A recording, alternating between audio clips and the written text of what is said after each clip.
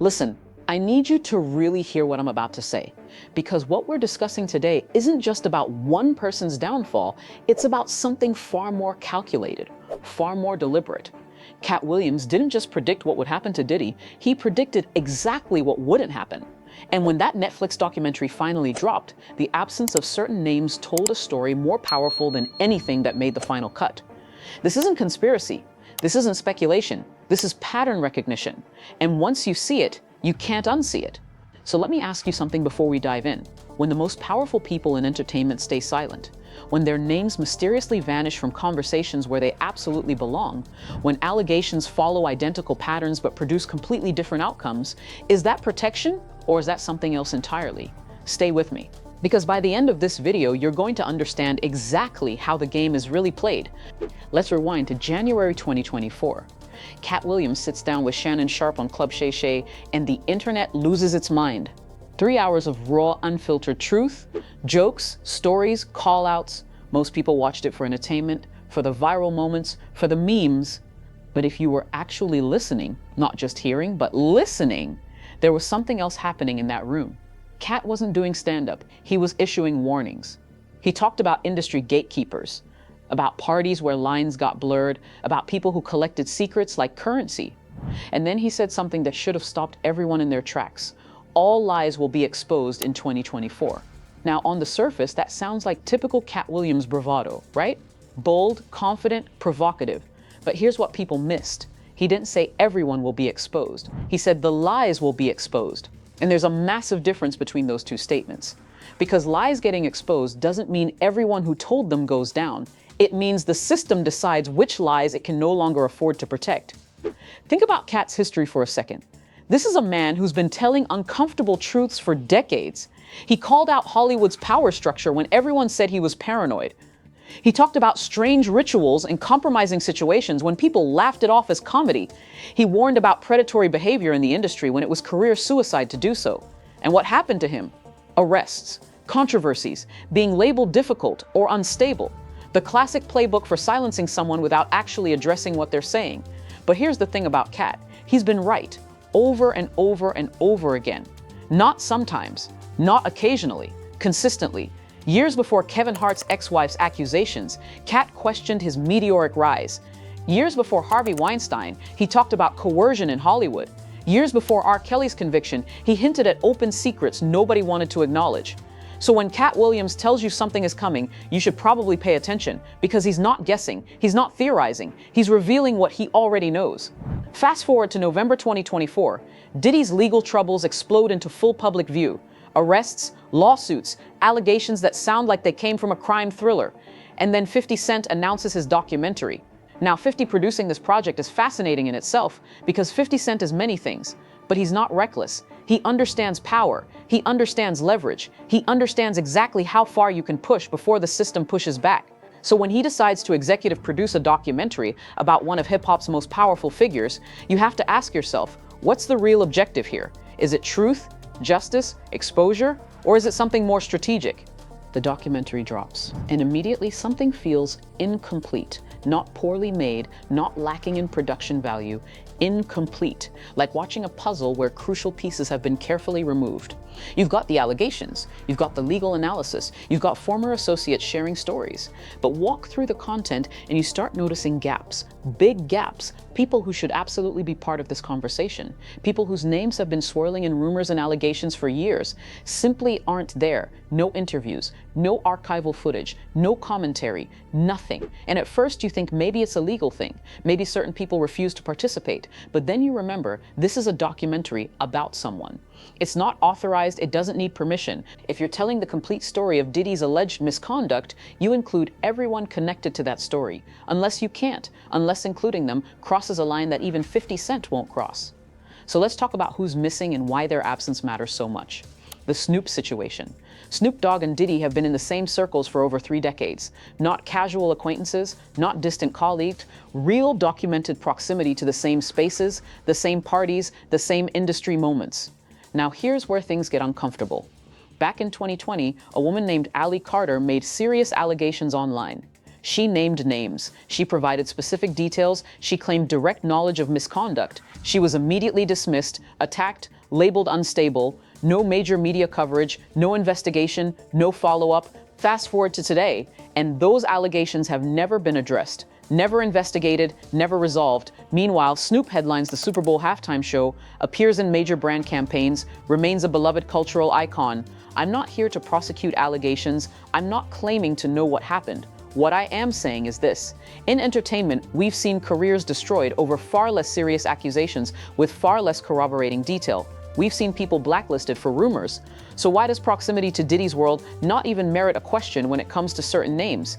The answer is brutal in its simplicity, because Snoop Dogg is too big to include. He's not just an artist, he's a brand, an institution, a piece of cultural infrastructure. Networks, sponsors, advertisers, licensing deals, all of it depends on his image remaining intact. Questioning Snoop doesn't just create controversy, it creates financial consequences for platforms, for partners, for anyone connected to the story. So the documentary makes a choice. Safer to leave him out entirely than to even hint at uncomfortable questions. And once you understand that logic, every other omission starts making sense. Kevin Hart's calculated absence. Kevin Hart attended Diddy's parties. This isn't speculation, there's photographic evidence.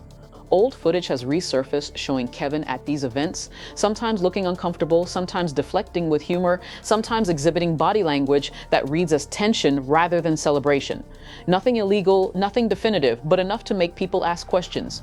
Then you have his recent BET Awards appearance. On the surface, standard Kevin Hart comedy. But listen to what he actually said.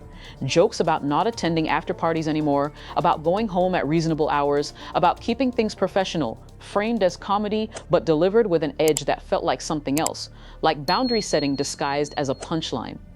And then there are the allegations made by Orlando Brown, claims that remain unverified, controversial, and disputed. I'm not here to validate or dismiss those claims, but here's what matters. Kevin Hart knows where bodies are buried in the comedy world. He's been adjacent to power for long enough to have seen things, and pulling him into this documentary doesn't just expose one person, it destabilizes relationships across the entire comedy industry. Managers, agents, studios, streaming platforms, all of it connected, all of it at risk. So Kevin stays untouched. Not because he's innocent or guilty of anything specific, but because including him costs too much.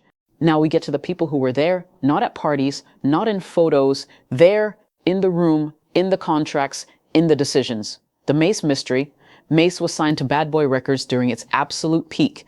He was one of Diddy's biggest stars in the late 90s, and then he walked away. Not just from Bad Boy, from rap entirely. Became a pastor, left the industry, disappeared from the spotlight. It took him 10 years to get his publishing rights back. A decade of legal battles and negotiations. And when Diddy finally returned those rights, there's old footage of the announcement.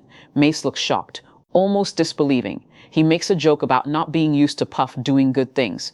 Everyone laughs, but watch his face. Listen to his tone. That's not comedy. That's trauma wrapped in humor. Here's what's fascinating. Mase has been asked about his Bad Boy experience in multiple interviews over the years.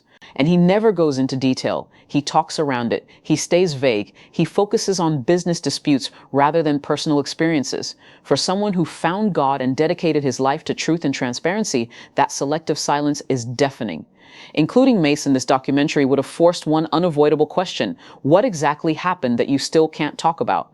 And that question opens doors nobody wants opened. Not Mase, not the industry that's built on those closed doors. So Mase doesn't appear. Not because he has nothing to say, but because what he knows is too dangerous to include. The Meek Mill legal landmine. Meek Mill's name has circulated in rumors for years. Nothing proven, nothing substantiated. Just whispers and speculation that follow him through comment sections and social media threads. Then an audio clip allegedly leaked online. People claimed it featured Meek and Diddy. Others said it was fake. Nobody could verify it with certainty. The clip spread rapidly and then disappeared just as quickly. Jaguar Wright claimed it was authentic. Others vehemently denied it, but here's the reality that the documentary had to consider. Meek Mill is alive, he's active, he has resources, he has lawyers. Including unverified allegations about him doesn't just create controversy, it creates lawsuits. Real expensive, time-consuming litigation that could tie up the project for years. And even if you win those lawsuits, the cost in legal fees and delays makes it not worth it. So the calculation is simple. Leave Meek out entirely rather than risk legal warfare. Not because the allegations are false, not because they're true, but because they're unverifiable, and unverifiable equals liability. Now we get to the most painful omissions, the ones that weren't removed for legal reasons or financial reasons. They were removed for human ones. Justin Bieber's boundary. There's old footage of Diddy talking about spending time with Justin when he was a teenager. 48 hours with Diddy. That's how it was framed. Watch those clips now with adult eyes, and Justin's body language tells a story that his words don't. Discomfort. Nervousness. A kid trying to navigate adult situations he doesn't fully understand yet. Years later, when Justin was asked about the documentary, his response was immediate and firm. Some things are better left in the past, for his peace. And that phrase, for his peace, is everything. Justin Bieber has spent years working on his mental health, on his marriage, on rebuilding his life after a very public spiral.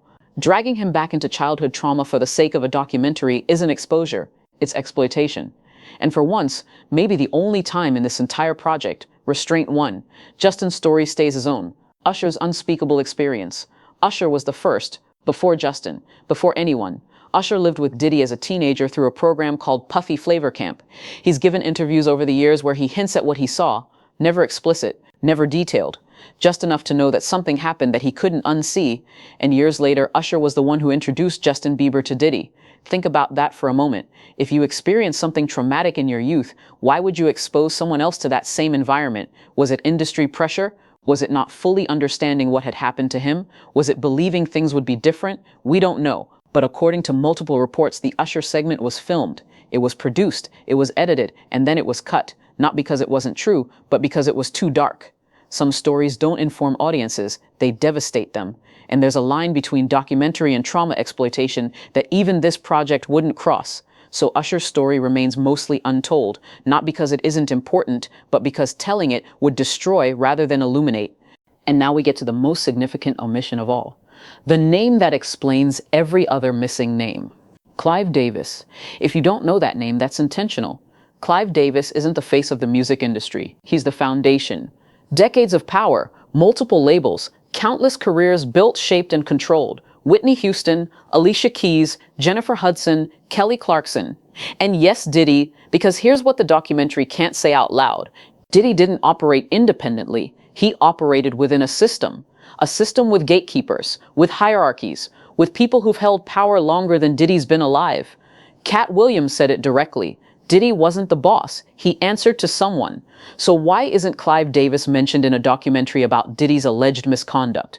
The answer is simple and brutal, because if you expose Clive Davis, the documentary never airs. No distribution, no promotion, no platform. Clive's influence touches every major network, every streaming service, every media conglomerate that could possibly carry this content.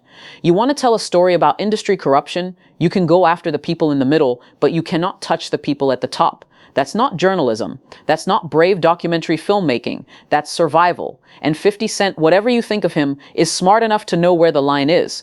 So what did this documentary actually expose? Not the full truth, not the complete story. It exposed the boundary of truth.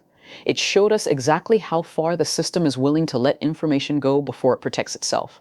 Katt Williams was right. Lies are being exposed in this era, but only the lies the system can afford to lose. Only the people who've become more liability than asset. The truly powerful remain untouched. Their names scrubbed from the narrative before it even gets told. And that's the real story here. Not what we learned about Diddy, but what we learned about the machine that built him, used him, and is now deciding whether to protect him or let him fall. Because make no mistake, Diddy's downfall isn't happening because of justice. It's happening because he's no longer useful in the same way. The people above him, they're still useful, so they stay in the shadows. Here's what I want you to take away from this. When you see selective exposure, you're not seeing the truth. You're seeing negotiated truth. You're seeing what survives the lawyers, the executives, the networks, and the power brokers, and the names that disappear. Those aren't accidents, those are calculations. So now I want to hear from you. Which name do you think should have been included in this documentary? Do you think 50 Cent played this smart or played it safe? And here's the bigger question. If this is what they let us see, what do you think they didn't? Drop your thoughts in the comments. Let's talk about it, because the conversation doesn't end when the documentary does. It ends when we stop asking questions. And I'm not stopping. I'll see you in the next one.